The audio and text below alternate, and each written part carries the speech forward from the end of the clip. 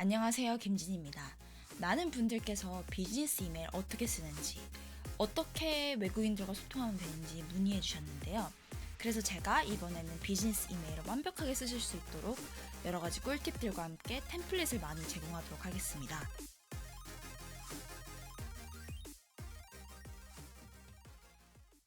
이번에 비즈니스 이메일은 수요가 많았던 만큼 총 4가지 파트로 4가지 에피소드로 구성될 예정입니다. 첫 에피소드, 오늘 에피소드에서는 이메일의 타이틀, 그리고 인사말을 어떻게 하면 될지 알려드릴 예정이고요. 다음 에피소드에선 본문 내용, 다양한 프레이즈와 함께 템플릿을 제공할 예정이고요. 그 다음 에피소드에서는 인사말과 엔딩을 어떻게 하면 될지, 마지막 에피소드는 상황별로 이제 실제 제가 사용했던 이메일들과 어떻게 이메일을 작성하면 될지 예시들을 보여드리도록 하겠습니다. 이메일 주소 입력하는欄이 있죠. 이게 생각보다 많이 중요한데 많은 분들께서 이게 얼마나 중요한지 잘 모르시더라고요. 이메일 주소 입력하는 거, 뭐 당연히 to 옆에는 이메일 수신자의 이메일, 어떤 액션을 취하기를 원하는 사람, 이 이메일의 main recipient, 이 이메일 주소를 쓰는 게 맞고요. 여기까지는 좀 기본적인 내용이죠. 그 다음에 CC와 BCC라는 게 있어요. CC와 BCC는 굉장히 미국에서나 외국에서 많이 사용하는 기능인데요. CC는 carbon copy라는 뜻으로 다른 수신인을 지정하는 기능입니다. 그래서 이 이메일의 메인 수신자는 아니지만 이 이메일을 함께 읽어보고 이 그 디스커션이나 내용에 함께 참여하기를 원하는 사람을 CC란에다 적으시면 됩니다. BCC는 blind carbon copy라는 뜻으로 다른 수신인 수신자들이 볼 수 없는 다른 수신입니다. 그래서 이메일이 왔다 갔다 주고받는 과정을 볼 수 있지만 그 사람이 보고 있다는 걸 다른 사람들이 모르게 할 수 있는 기능이죠. 근데 이 기능들이 있는데요. 이 기능들을 동사로도 많이 사용합니다. 그래서 뭐 일을 할 때나 뭐 어떤 일상생활에서 Please CC me on that email 이런 식으로 얘기하시는 분들이 많아요. Please CC me라고 하면 나를 CC란에다 넣어라 라는 뜻입니다. 그리고 한 가지 더 꿀팁을 드리자면 이 이메일 주소는 가능하면 마지막에 작성하는 걸 전 추천드려요. 저는 보통 이메일을 다 쓰고 마지막에 그 이메일 주소를 넣는데요. 그 이유는 이 이메일을 실수로 다른 사람에게 보내지 않기 위해서고, 그리고 이 이메일을 다 쓰지 않았는데 실수로 보내지는 경우가 많아서입니다. 그래서 이 이메일이 완벽하게 작성되지 않았는데 보내진다면 좀 unprofessional하고 실수가 많아 보일 수 있기 때문에 전 가능하면 마지막에 이메일 주소를 입력하는 것을 추천드립니다.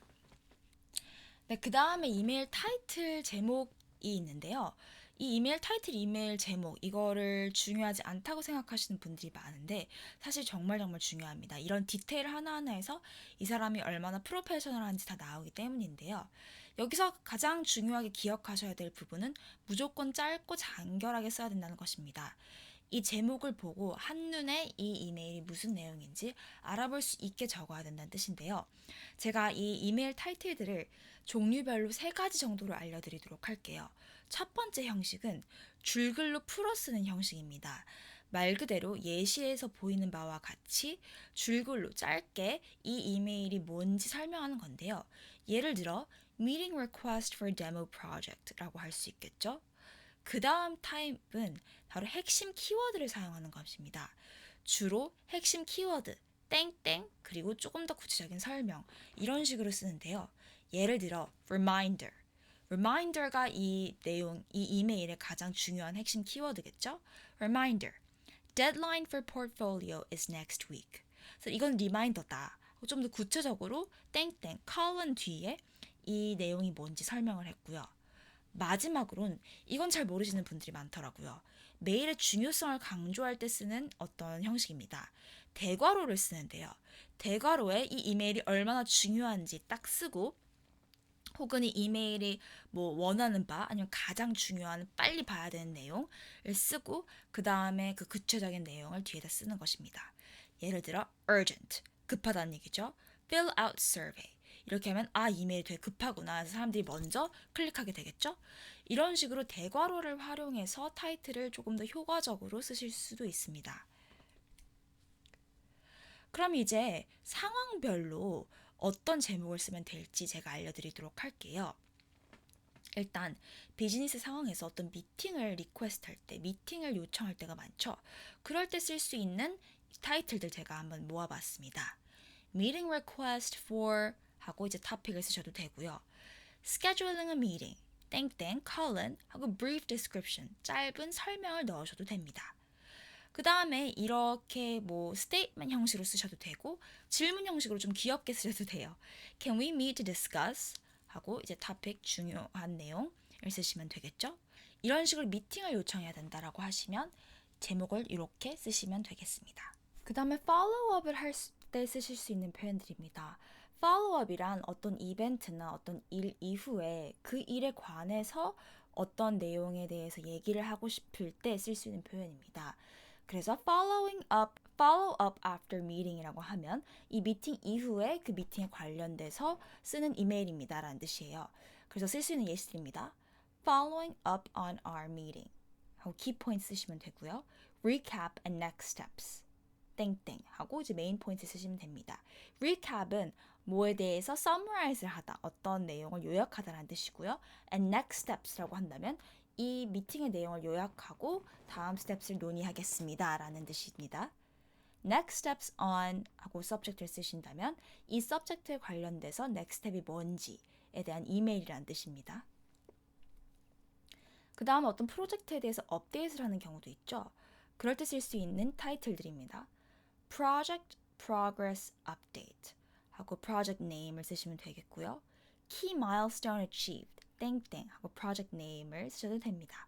Key Milestone이라고 한다면 Milestone은 뭔가 큰 일이란 뜻이에요. 그래서 Key Milestone Achieved라고 한다면 굉장히 큰 성과를 이뤘다, 큰 발전이 있었다라는 뜻입니다.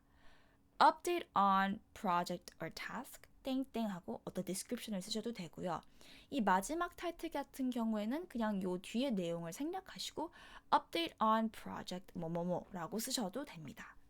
그 다음은 어떤 이벤트를 스케줄링하거나 인비테이션을 줄 때 쓸 수 있는 타이틀들입니다. Inviting you to 하고 이벤트 네임 쓰셔도 되고요. Join us, 저희와 함께 해주세요.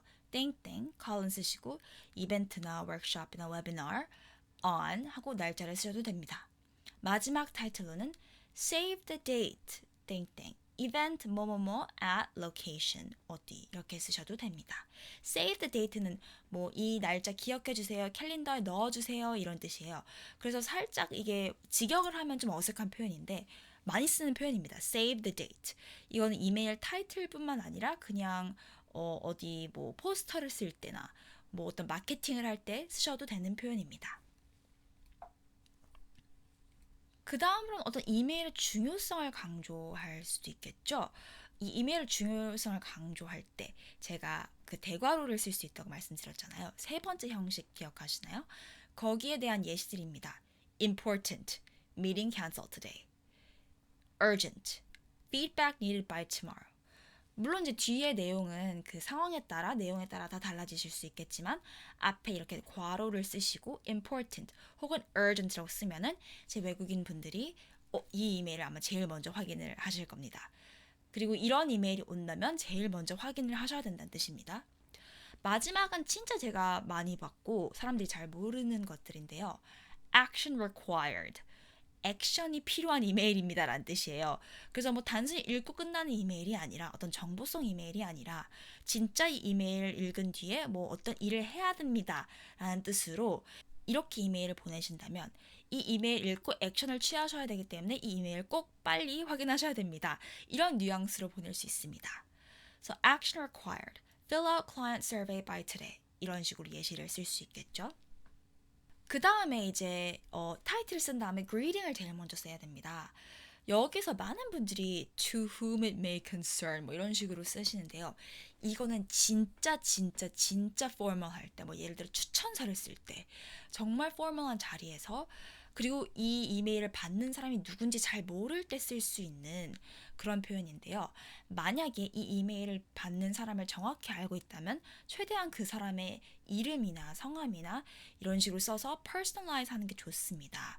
그리고 이렇게 쓰시면 to whom it may concern이라고 쓰시면 좀 너무 포멀해서 좀 어색한 경우도 많아요.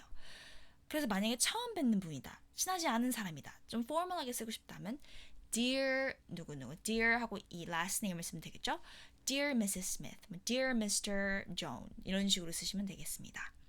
하지만 안면이 있거나 조금이라도 친한 사람이라면 dear보다는 캐주얼하게 hi, hello 이런 식으로 쓰셔도 돼요. 그래서 hi Miss Kim, hi Miss Lee, hello Mr. Kim 이런 식으로 쓰시면 됩니다.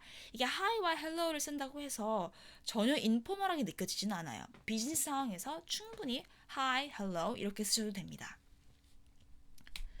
네, hi 하고 이제 호칭을 해야겠죠. 이거 헷갈리시는 분들 진짜 많아요. 그래서 제가 정말 정확하게 정리를 해드릴게요. 오늘 남성이다, Mr. 쓰면 돼요. 남성은 어렵지 않아요. 그래서 여성이다 하면 조금 복잡해지기 시작합니다. 결혼을 했냐 안 했냐에 따라 달라지기 때문인데요.